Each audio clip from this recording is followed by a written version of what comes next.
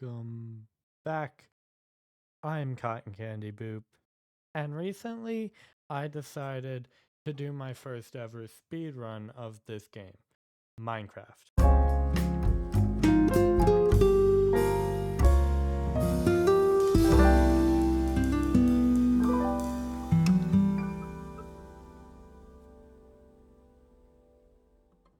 Now, this speedrun went pretty well, and at the end you'll see what my final time was. And fun fact about me, before going into this video, I had never beaten Minecraft solo. I've killed the Ender Dragon, but it's always been on servers with a lot of help from other people and after a pretty decent period of time. Not a speedrun amount of time. I'm not going for a slow running world record. Luckily, that would be very hard to do considering, the current slow running world record is 14 whole days. Anyways, I actually locked in and decided to speedrun, and we're going to watch that and go through that. And I'm going to tell you all my tips and tricks and motivations and failures. I didn't do very good, if I'm being entirely honest. Now, the first thing that happened was I created the world. This was my very first world I created. I wasn't going to allow myself to reset, so I couldn't go for anything special like a seed that had a shipwreck or a buried treasure near it. I had to just go with the very first seed I started. And of course, I named it Speedrun:3, as any of us would.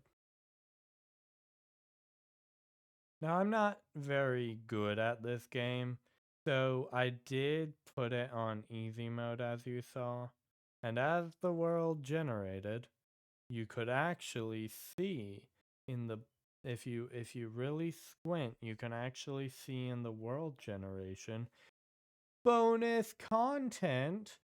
If you go over to the description down there, you can watch the whole entire speedrun start to finish. Unedited, raw, emotional, dramatic, all of it. You can watch that whole thing over at Cotton Candy VODs. It has gone live at the same time as this video, and I would kind of recommend, if you're going to watch it, watching it before this. Because while it's more boring, it's more content. Anyways, back to the actual video that I'm actually making. And I immediately, of course, had to chop down a tree. Because, that's how speedrunning works. After I chop down the tree, of course, I mine down, I get some stone. Now that, of course, is something everyone does. I probably could have optimized this. I promise you that is not the biggest time loss. The biggest time loss is actually probably right there, where I tried to mine the stone with my hand and then took a second to realize I hadn't already crafted the pickaxe, and then slowly actually crafted the pickaxe so I could mine the stone and get it. After mining the stone, I pillar up with the dirt, and I promise I'm not going to go as play-by-play starting now. You gotta craft stone tools, and of course I gotta do that inefficiently. And then I found a village where I went ahead and just mined all the wheat and looted all the chests and got quite a bit of bread and also so many beds. Like all of the beds, they're all there. Then I very annoyingly killed an iron golem, of course, got 5 iron, and reminded myself about a term I had heard in a rec rap video about the 7 sexy iron. So it's supposed to be 7 sexy iron, and I have 5 sexy iron. I'm not sure what it meant, but it was important, I think. I lingered quite a while in this village, hoping for another golem to spawn. What I've been hoping for is another golem to spawn, so I can get up to 7. I'll give you a hint. it did not spawn. Then, as I was wandering through the village waiting for that golem, I saw a ruined portal. And immediately my one-track mind changed from golem, golem, golem to portal, portal, portal. I was doing great. I was 6 minutes in, and I was already looking at the start of kind of a portal. The best part? That ruined portal got me to 27 gold nuggets, which is 3 gold ingots. It got me some gold armor, it got me some gold tools, and it even got me up to that beautiful, beautiful 7 sexy iron. With 3 of the iron, I made a bucket, which is going to be important because you've got to make a bucket portal for a speedrun. Diamond mining is very inefficient. So I make my bucket, and then I realize, what is the other 3 iron for? I still don't know to this day. I think it might be an iron pickaxe, or maybe it's shears and a shield. I think it's shears and a shield. Shears are good for leaves, which are good building blocks, and then a shield is good for blazes. I don't make either of those things. Now, the first mistake I make in this speedrunner portal is not looking up a tutorial. I'm not sure if that was legal, but I'd rather get a fast run that gets disqualified, but I learned, than a very, very slow run because I failed the first portal and then I don't learn anything, but I don't get the run disqualified. Luckily, I do pretty good on the portal despite not looking up my tutorial.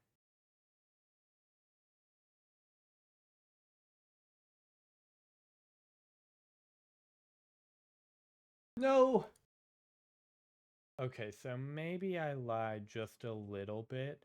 I'm not good at this game.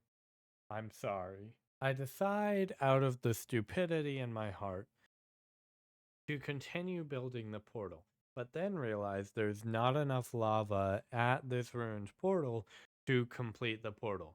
So it was a waste of my time trying, and I've got to keep going. I really should have thought more. Now that I've failed the portal, I finally realize that I should look up a tutorial. Luckily, I make the smart decision of not. And I also make a meaningless detour to burn and kill some pigs, which is a pretty good strategy. Speedrunners do that with their flint and steel all the time, except I do this horribly inefficiently. I found another village, which I didn't need, but I mean, it's kinda cool. I decided to have a moral dilemma about how I should sleep. On one hand, mobs spawn at night, and I'm notoriously doing bad right now.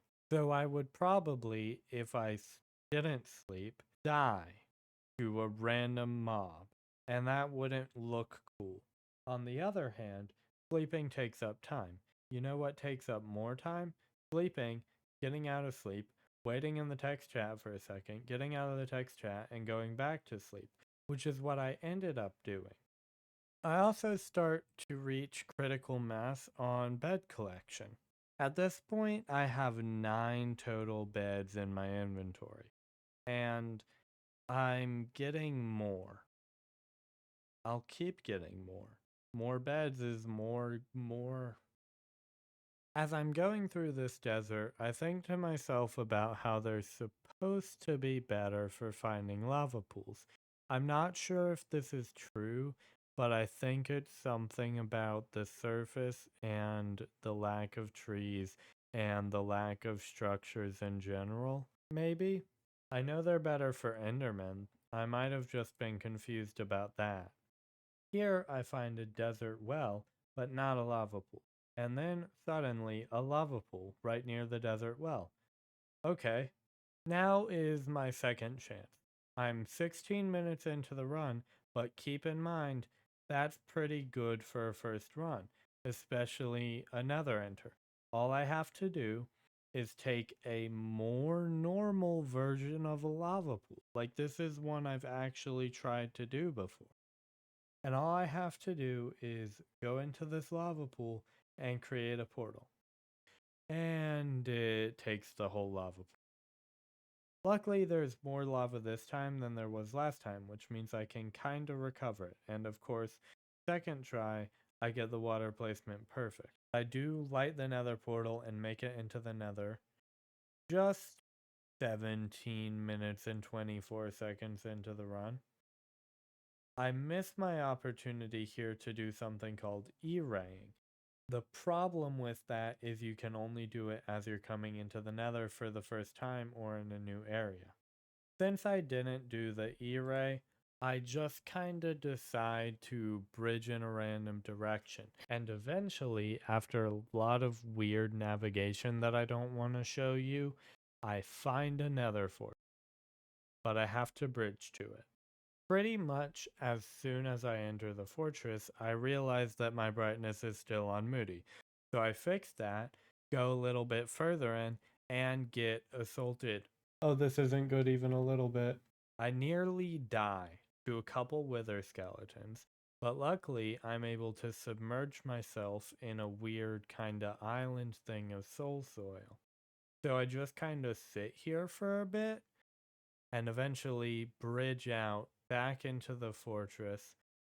Although I do kinda almost burn to death. As I go back into the fortress, I play through the part I'd already played through, this time well. I kill a wither skeleton, head to a blaze spawner, kill another wither skeleton, but do get withered, and start killing blazes. I'm doing great.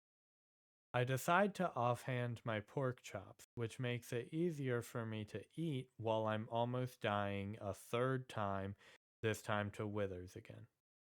As I'm clearing it by hand, because I'm too bad to do blaze bedding, more blazes spawn, and I get hit, get lit on fire, eat, and then get shot to death.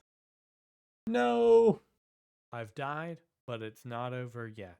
I wasn't ever going for a good time, so having to completely restart at 29 minutes, not too bad. I think the reason you're supposed to go to the bastion first is because you can get fire resistance at the bastion. That's correct, Cotton, you idiot. I find the desert and get very, very lost. As I'm boating through, I eventually come across a desert temple. Desert temple, okay. I guess I'm doing that. This desert temple is near another village, and I had found a desert village. So I think to myself, maybe that's the village, and I just completely missed the desert temple. It doesn't matter either way, because desert temples aren't very good. If that's the village I found, I'm going to be so... Okay, this is a ruined portal. I'm completely out of hunger. As I come closer, I realize that this probably isn't the village. I collect some of the beds, which was my first sign. It has beds. Then I kill the golem by pickaxe. Except my pickaxe breaks, so I kill the golem by hand, which, I mean, at least I get to hit faster, but as I'm killing this golem, I realize something horrible. In fact, it's the worst thing ever. Like, literally, the worst decision I probably could have made. And that is that I saved the coordinates of my portal. So I could have checked that. Just kidding. It's actually that I forgot to record the game audio. Wait.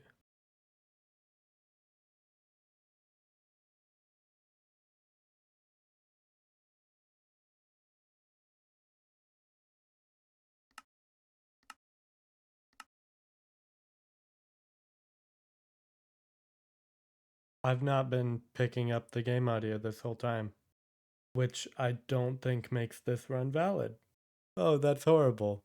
Oh, that's like the worst way to go out too. I was doing like pretty well and then I died and then I kind of recovered and then I realized my run isn't valid because it doesn't have game audio. I mean, I assume it isn't valid. My head of heads. I decide that not having game audio probably makes a speedrun invalid. Let's see if this is true. Video rules. You must include a video of your run. Start the video before opening the Create World screen. Each screen in video creation must be shown.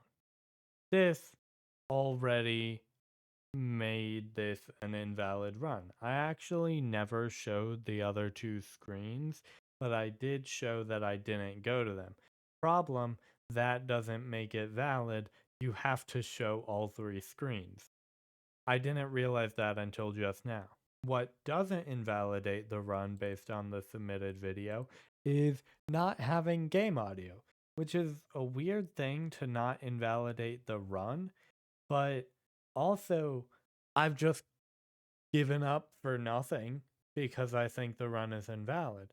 Anyways, I decide as an idiot to completely give up because clearly they wouldn't make having no audio at all a thing that makes a run still valid.